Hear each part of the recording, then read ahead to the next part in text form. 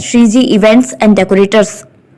हमारे यहाँ birthday party, stage decoration, flower decoration, balloon decoration, fruit and ice cream stall, digital photography, modern photo frame, catering, candy and popcorn stall, coffee stall, hi-fi DJ, संगीत decoration की जाती हैं। एक बार सेवा का मौका अवश्य दे।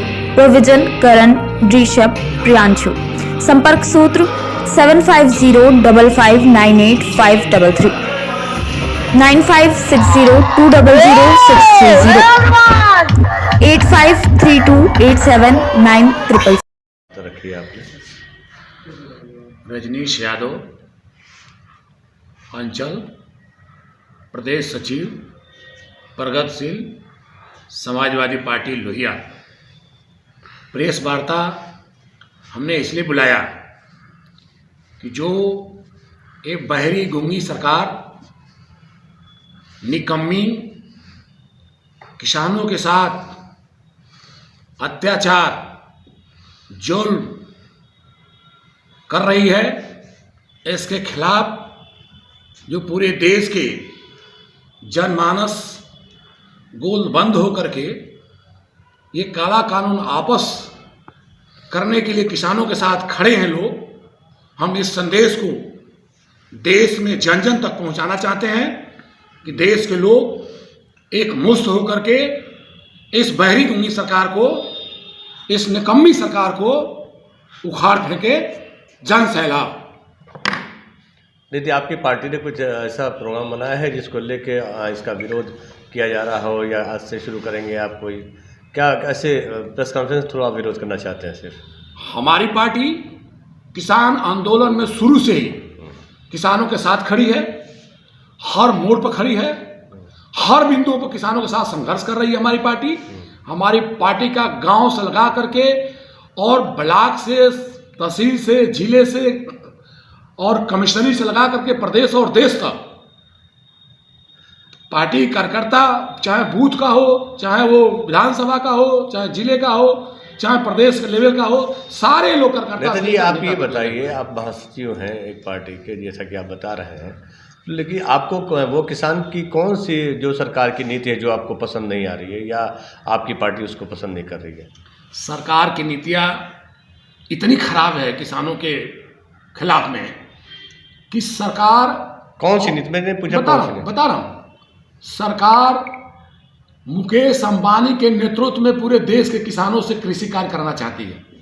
सरकार चाहती है कि किसान अंबानी अडानी के एग्रीमेंट करके और खेती करे, और अडानी अंबानी के हिसाब से वो बीज डाले, वो खाद डाले, वो सिंचाई करे, और जो अन्न पैदा करे वो अडानी अंबानी के गोदाम तक पहुंचाए, और उसके रेट निर्धारित मूल्य पर किसान उसे बेचने के लिए ये सरकार मजबूर कर रही है। ये सरकार किसानों को देश के साथ गुलामी के कगार पर ले जाना चाहती है।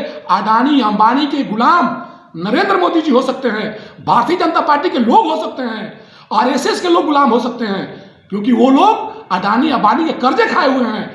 देश का किसान अडानी अंबानी के कर्जा नहीं खाया है, इसलिए कभी भी किसान इस काला कानून को बर्दाश्त करने को तैयार नहीं हो सकता है। इसलिए हम लोग भी, हमारी पार्टी भी किसानों के साथ खड़ी है जीने मरने के लिए। तो सरकार तो बाकायदा पैसे दे रही है, महीने में किसानों को सारी सुविधाएं दे रही है। देखिए, वो मैंने पूछा कौन सी ऐसी नीति है जो पसंद नहीं आ रही है आपको? 60 में बताइए। मैंने बताया 60 में कि किसान अडानी अंबानी के साथ एग्रीमेंट करने के लिए जो सरकार बाध्य कर रही है कि आप अडानी अंबानी के साथ एग्रीमेंट करो, 2 साल, 3 साल, 4 साल, 5 साल, 9 साल तक एग्रीमेंट करने को कह रही है, और एग्रीमेंट के नियमों के तहत आप बीज डालो, आप खाद डालो, और आप जो पैदा करो वो चीजें आप किसान अडानी अंबानी के गोदाम तक पहुंचा दो, उनके रेट पर लेंगे, वो अपने रेट पर लेंगे। नेताजी, एमएसपी का बड़ा चर्चा है। एमएसपी, ये क्या एमएसपी फुल फॉर्म क्या होता है? एमएसपी का फुल फॉर्म ये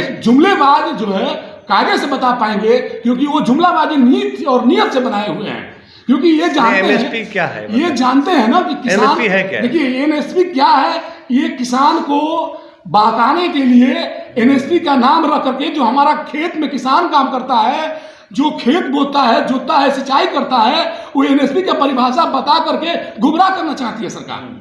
ये विदेशी नीतियां को हमारे हिंदुस्तान पर थोपना चाहती है।